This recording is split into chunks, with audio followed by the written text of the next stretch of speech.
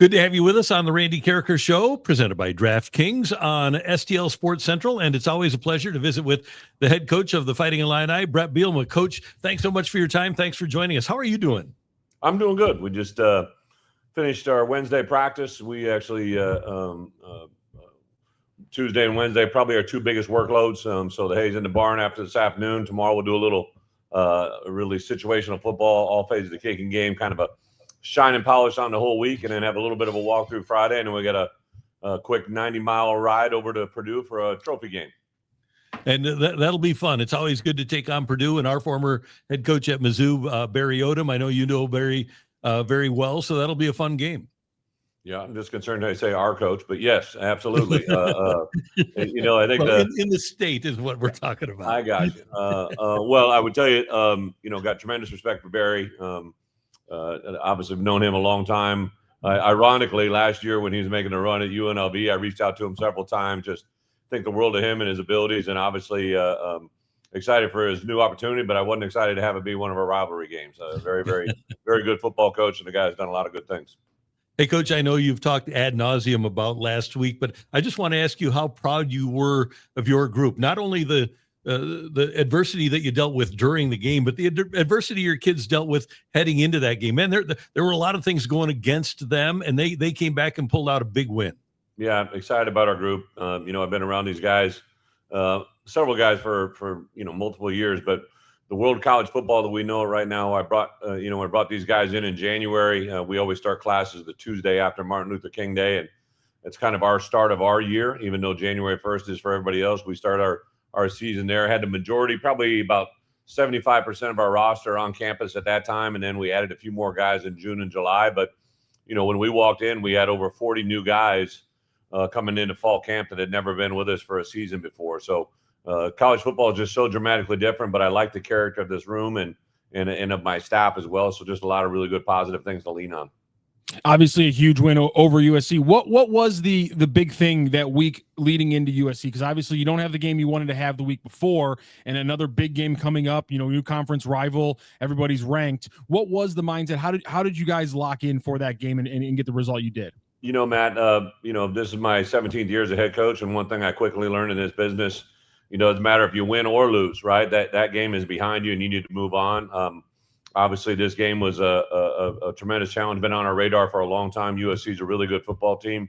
The way it worked out, obviously, we had just lost Indiana. They were coming off a couple of wins that, they've earned and put themselves. They beat Michigan State to have their first Big Ten game, but also Purdue on the road, right? So they had two Big Ten games under their belt and see exactly where they were. But I liked our crew. I liked the way they matched up. I thought our game plan was really good.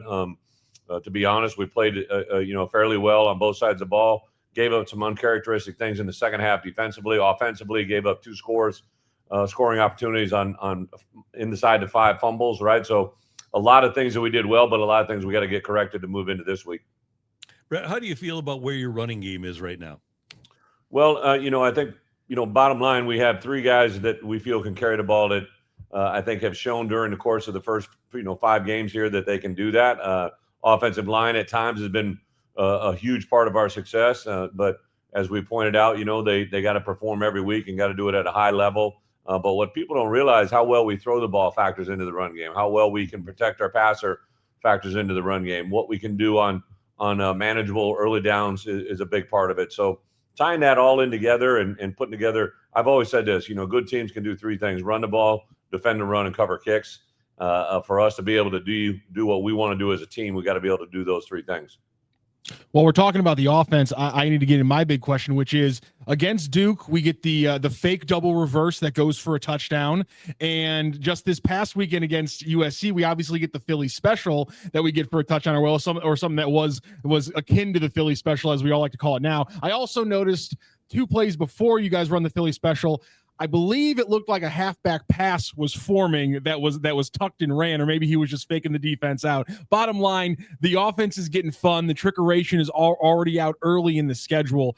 I know you're a defensive guy, so when your offensive coordinator comes with you with these kind of plays and things like that, especially early in the season, what's your mindset on those kind of big trick plays? Well, I give a lot of credit to Barry Lunny, our OC, and not just him, but our staff. But also, I tell our coaches all the time, like, hey, let's maximize our roster, right? And to maximize our roster means let players do what they do well. If there's any unique skill sets they have, Hank Beatty, who you mentioned, obviously on the Philly special there to Luke, he was a high school quarterback, did some good things in that regards. He's a guy that is very dynamic with the ball in his hand. So anything we can do there. Kaden Feagin, ironically, was a high school quarterback as well. A lot of people don't realize that, but he's a guy that played the quarterback position in high school. So really just maximizing them. And then I think in today's world with kids the way they are today, like anything you can engage, your base offense, whatever that ends up being, right? But also to throw in some nuances and to keep a defense at bay. And then I'm a former defensive coordinator,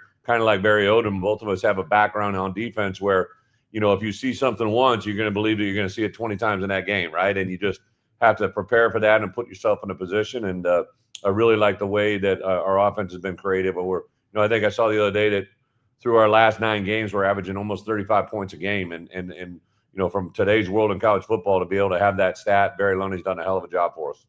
If you don't mind taking us into the situational side from both as a head coach and as a defensive coordinator, when you have those big, misdirection or trick plays, however you want to describe them, how do you go about deciding to use them? Early in the season, you're leading against Duke when you guys go into your bag for that play. It's a big game against USC, but you still have some pretty big games later on in the season coming up. How do you balance showing those kind of plays early in games or early in the season versus keeping them in your back pocket? First off, I'm a defensive coach by nature, so I learned a long time ago, right? There's the basic element to every defensive play: cutback, boot, reverse, right? And a lot of us in my generation of coaches knew defense that way. You couldn't design a defense unless you had those principles. So I really ask us to have that, but also on the offense side of it, if anything that challenges those rules usually has a chance to be successful, right? You got to have an element to how a play is defended on every call, not just a magical call to help you in certain situations. I always, make reference to early on in my career. I remember I was coming out of the back end of 2 overtime games that we lost. And one of the questions I asked my OC at the time was, hey, what about all these plays, these fun gadget plays that I see you run, right? And they have a lot of success. And in the rhetorical question I got back, well, what if they don't work? I said, well, I promise you, none of the ones you never call never work, right? So I do know that to be reality. So it allows our guys, you don't run things like that you don't expect to have success. You certainly don't run them with the hope of a failure, right? So again, it's just right time, right place, right moment, and see what can happen. Coach Bielema, you're getting ready for your 6th game here. I guess it's week 7, but your 6th game. And you mentioned earlier bringing in about 40 new players. How different is it now in terms of knowing your team's personality as opposed to when you were at Wisconsin? Because I feel like as a fan, I don't know what to expect. Do you feel like you know what to expect from your team or other teams? At this point, very good point. We're a 4-1 football team that has done some really good things, right? And we're getting ready to go into game 6. It's just, I think a little bit more accelerated you have to be as a coach. Like you have to be a little bit more engaged with your players. You got to be able to hear what they're saying to you, even though they may not say it. Like, what do their actions tell you? What's their confidence level? What's their ability to handle moments that they haven't been in before? So there's a little bit of that. But I just think it's really cool. Before I came here, I was in the NFL for 3 years. And in that league, there's roster transition, as you know, within the season even, right, with trades and free agency and all that goes into it. So it really gave me a perspective I'd never seen before in college football. And it's really helped me into the moment we're at now, right? It's a different day and age where you kind of just prepare for each year to be that year.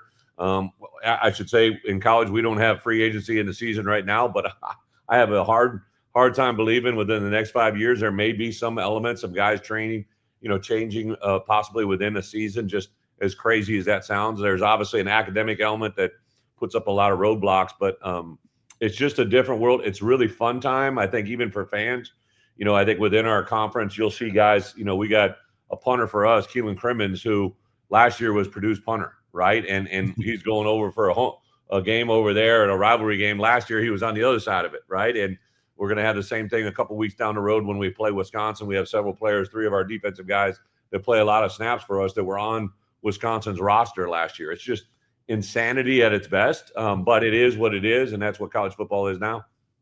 And looking at a player that you had for multiple years, Luke Altmyer, one of the big things last year, he cut his interception percentage in half, and this year still has yet to throw an interception. I know you guys, first 3 games, no turnovers. The last 2, you did have an interception on another play and 2 fumbles. But how big has Luke Altmyer's play, and obviously not throwing any picks so far?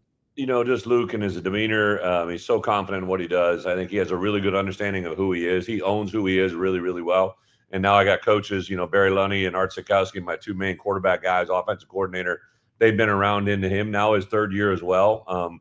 They know his strengths and they try to minimize his weaknesses.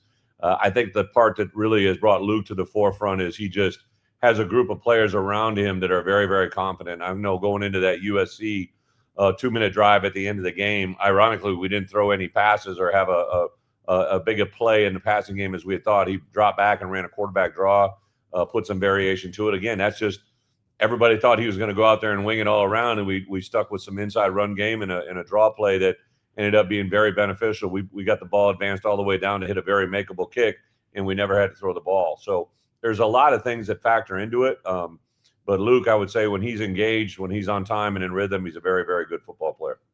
How is Cardinal Ritter's Carson Boyd looking in practice? How has he impressed you? St. Louis area has just been so good to us. Carson he's really our solid 3 quarterback, but is a guy going into. He came here last year in January.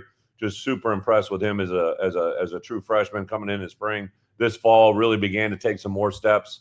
Really, really kind of fun to watch. We have 2 guys on the offensive line that start from East St. Louis. I know that's on the other side, but they're St. Louis guys through and through. They love where they're from and what they represent. So two guys right by each other, my right guard and right tackle, and then JoJo is a guy that has really continued to another East St. Louis kid that is playing a lot of snaps for us, not only on defense but on special teams. So we've got a really good group. We've continued to hit that area really hard. I can't comment on certain things in recruiting. It's been going very well for us in that area that I'm super excited, not just for us now, but in the future as well. I'll say I had the pleasure of calling East St. Louis's game this past Friday. I got another ones coming up this next few weekends. My son Johnson Cook is an absolute monster. I know there's a lot of Big Ten teams in on him, but I know you guys are in on him as well. There's some other players there with some Illinois offers that I got the pleasure to watch. And if that's where you're pulling from, keep up the good work, Coach. We're super excited. I think the part that has been really fun for me here at Illinois, year 5, the large majority of our offensive, defensive, and special teams production has come from Illinois. We have 2 running backs, Kaden Feagin and Aidan Laughery, who are literally within 30 minutes of Champaign. Hank Beatty, who's really taken college football by the storm, is one of the most productive players in all of college football, all-purpose, punt returns as a receiver. He's thrown a pass now as a touchdown. He's from Rochester, which is, Springfield, Illinois, literally about an hour away from our campus. I think all great organizations are built from within, right? And I think to have this many players from our roster from the state of Illinois or in the surrounding 5-hour radius to Champaign has made this probably been the biggest difference in making our program what it is today. All right. One last quick thing, Coach. What's your favorite headgear behind you? You got some beautiful helmets and hats there. I would say the underline Illinois, just because that was kind of the era that I participated in and saw. I do like the script that we ran in the bowl game.